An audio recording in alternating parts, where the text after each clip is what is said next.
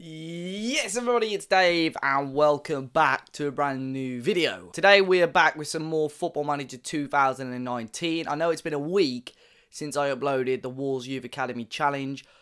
I'm hoping that will continue, but as you can tell by today's video, I've been occupied doing something completely different. So a few weeks ago, I was speaking to a good friend of mine, Joe, also known as Friday Night FM, and we have been talking about a network save. I think Joe was a bit dubious because he's probably worried that I didn't really have the commitment to carry one of these out, but we have been smashing it so far. As you can tell by the title of the video, we've been doing an CLASSICO save, which is the Portuguese big boys, basically, Porto and Benfica. I got drawn as Porto and Joe went as Benfica, and really we're going to just be battling it out to see who could come out on top in the league, and then ultimately to see if one of us can come out on top as European champions. As always though, make sure you hit the like button, subscribe to the channel if you're new. Make sure you go and follow us over on Twitter though. That's where the main main tweets and main news of this is coming out. So whenever we're actually playing, we're always tweeting about the save as well. So some of you watching this video may already know a few things that have happened already. Some of you may not. That's the whole reason you're watching the video. But we've had loads of response, really cool responses. There's a really good rivalry between me and Joe, so I've been really enjoying it. And before we kick off today's video, if you could go and check out the sponsors over at OneFootball. They're the #1 football app out there at the moment for all phones, really, iOS and Android. It's free. A link to download it is at the top of the description. You pick your favourite teams, have all the news catered to your favourite teams. You can check out all the scores from around the world, all the football news as well. Really great app, as I say, OneFootball. Link to that down in the description. So then, here we are on the screen. We're looking at Benfica. So this is Joe's team first. His manager persona as such is Marcelo Salas at Benfica. But let's just jump straight into it. So, league table, season 1. Joe ended up winning the title, as you can see, by 4 points in the end. 89 points to my 85. So Joe won the title, champions, me coming in second, obviously Sporting, who we thought were going to be our closest rival, way down on 66. So in the end, it ended quite close, to be honest. We'll look at, obviously, results and so on afterwards. But as you can see, Joe's goal difference was 20 or plus 20 on mine. So we had a far superior goal scoring record. As you can see, I conceded 36. Which is crazy, really. It was quite a big amount of goals. I only scored the 99 compared to Joe's 108, but we were very, very close. I put pressure on him throughout the season. I had 3 defeats. Obviously, he had the 1 in the end, and in the end, that was obviously what cost me the title. So, really good season, though. You know, the teams in there, we expected to be top 2, to be honest. We got some big wins. I expected Braga to maybe be a little bit higher in the league, but obviously Sporting did all right in the end. So all of that, it was really good fun. Now, the fun bit, obviously, is looking at transfers and so on and how both teams went. So we'll look at Joe's transfers, then mine, and then tactics and so on as well. So transfer-wise, this is Joe's transfers. Now, Joe has been taking a very, very different approach to what I've been doing. So already he's got 3 players, or 2 players coming in and 1 ready to go. So you already got Trincao coming in, and then he's got a guy Jose, Sergio Rodriguez, Rainier, and Sandro Tonali coming in. And now, as you can see, his budgets are quite big anyway. The players that Joe brought in this season is German Conti, Facundo Ferreira came in on free, Antonio Morin, who's a great player in this game, Klebinho, Rajkovic, the goalkeeper, Walter Kahneman, Babic, Markovic, Dennis Mann, and Ezequiel Palacios. He sold £82 million worth of players. So Rafa went to Bayern Munich in January. Talisca left to go to China in January. Nicolas Castillo went to West Ham. Defensive midfielder, is it Faisa? Went to China. Andre Almeida went to Newcastle. Samaris went to Palace. And then loads of players out on loan as well. but you'll tell a big difference, especially next season, because obviously we're about a quarter of the way through the new season. You'll see a big difference to how me and Joe are operating things, which is obviously quite cool to see. If we switch over to my persona here, as you can see, Ruben Neves, is he going to come? Is he not going to come? I don't know, but you'll see here that I've got a massive transfer budget, and I'll show you why shortly. So my transfers, if we go from date order, João Pedro was one that had already been pre-arranged from Palmeiras in Brazil. There's a really loud plane outside. Don't know what's going on there. Mangala came in on loan from Man City. Peleo Moria from Sporting Gijon. Gabriel Barbosa on loan from Inter Milan. Julian Weigl from Man City. Diogo Dalot on loan from Man United. Gustavo Scarpa from Palmeiras. Rafael Leo from Lille. And Olivier Nchamp from Celtic. So we spent £34.5 million. We brought in £117 million. However, that's quite deceiving because, say for argument's sake, Yassine Brahimi went to Arsenal 54 million up to about 57 million, but 50% of that, well, that money went straight to a third party, so that it went straight out of the club altogether, which was a little bit annoying, and we were only getting 65% of stuff, so we've got to take away half of that, and then we're only getting 65% of what's left anyway. So although we're big sales, we weren't really getting much money. Danilo Pereira went to the Premier League. He went to United as well. Taquinho Soares left the club. Hector Herrera, Hernani, Adrian, and a few little sales, and then again loads of loan deals. So you sort of see Joe's opted for some sort of cheaper wonderkid type players, or players that are up and coming that he can still improve his squad. I've tried to go for some bigger names, just quality straight away to try and get me back into things. So Julian Weigl was a great player. Tried to re-sign him second season, that didn't go through. Now, obviously, let me explain, because our budgets were minuscule in that season just gone. What I'm going to do is show you, let's see if this works. If I, there we go. So, right at the end of the season, I had a message saying Porto chairman looking to step aside. Now, I never really realised how things worked with ownership in Porto, or Portugal rather, because I've managed in Germany where it's just the presidency, so you're not really getting a big tycoon taking over or so on. So I actually had a half an inkling that this might be the same, because it said allowing another member of board to take his place.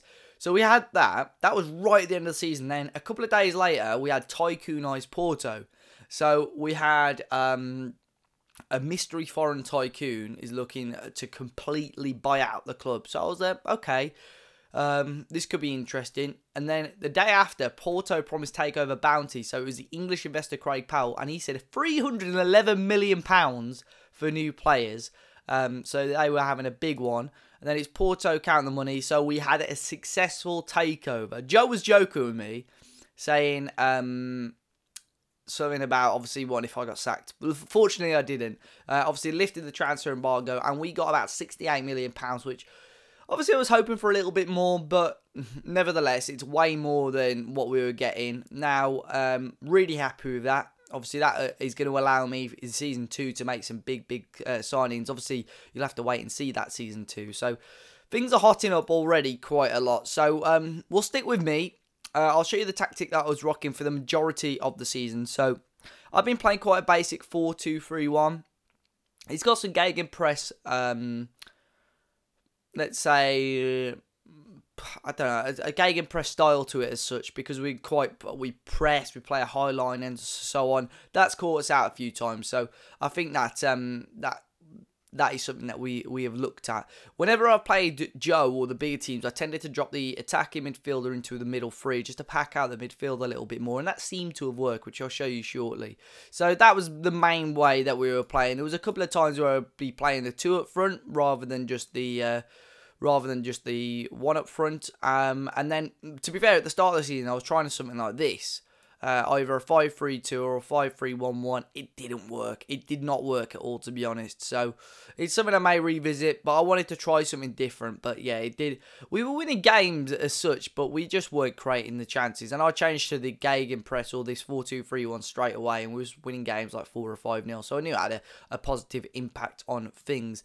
If we switch back over to Joe, Joe's tactic, he was rocking a flat 4-4-2 for the majority of the season. If I just clear out his team, this was the way he was playing 2 pressing forwards, 2 standing wingers, a DLP and a box-to-box in the middle, 2 fullbacks on support. It was quite a basic lineup, but then obviously you've got his sort of team tactics where in possession there's quite a lot of short of passing, playing out defence, whipping the crosses. So Joe really had an idea of what he wanted to do in a much higher defensive line as well. But you'll see that if we go on to his defensive record straight away was much, much better than mine. Let's go on to Joe's fixtures now. Actually, what I'll do, I'll skip to each time we played each other. I think we played each other 3 or 4 times this season.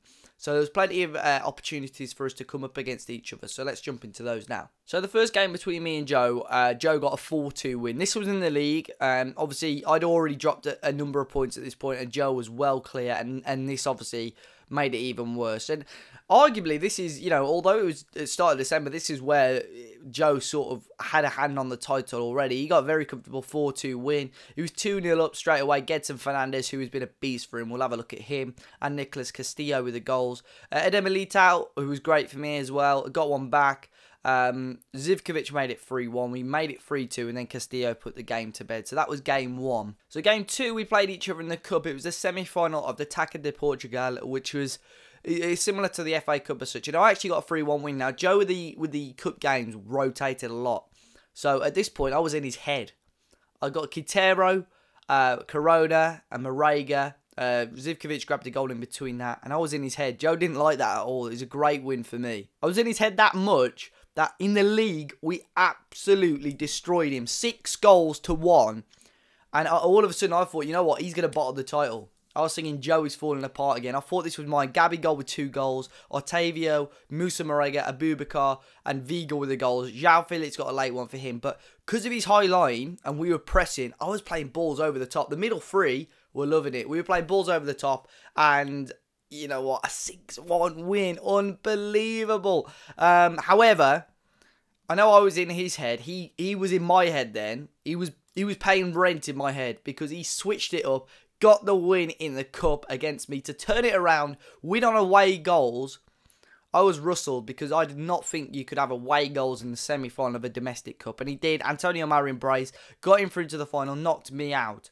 So, but you'll see Joe's defensive record in the league especially, was very, very decent. The amount of clean sheets he was getting compared to me was outstanding, to be honest.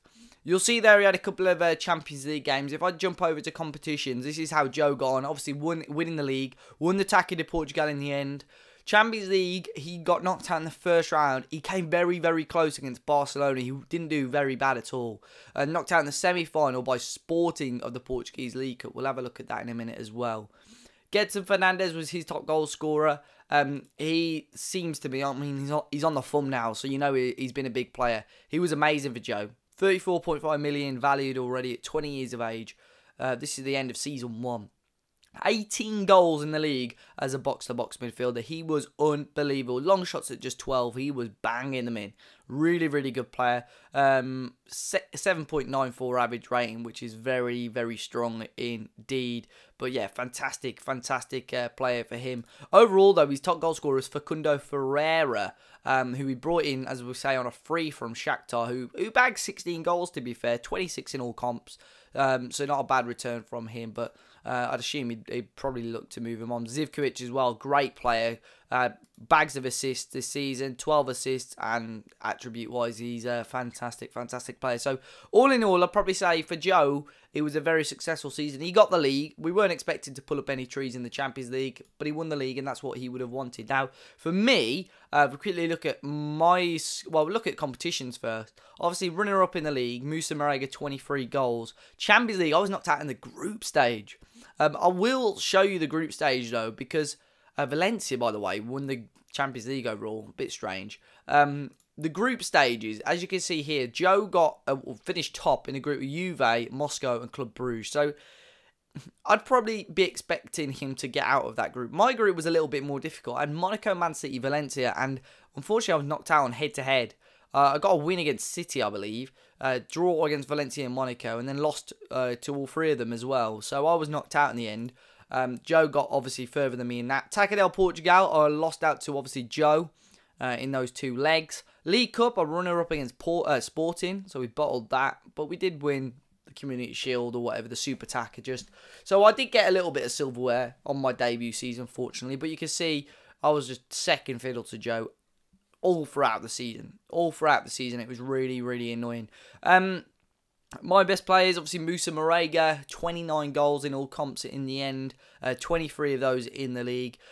The thing is with forwards in this league, I think if you just have a forward, they don't need to be outstanding, but they'll score goals. If one of us ends up getting a world-class striker, we will smash the league to bits, honestly. But he's just got attributes in key areas, decent finishing, decent heading, very physical player, and that's what he was just getting in the right place at the right time. Alex Telles with the highest average rating, he was just a solid left-back. Probably be a struggle for me to keep him next season because he's coming towards his prime. Vigal as well, who came in on loan.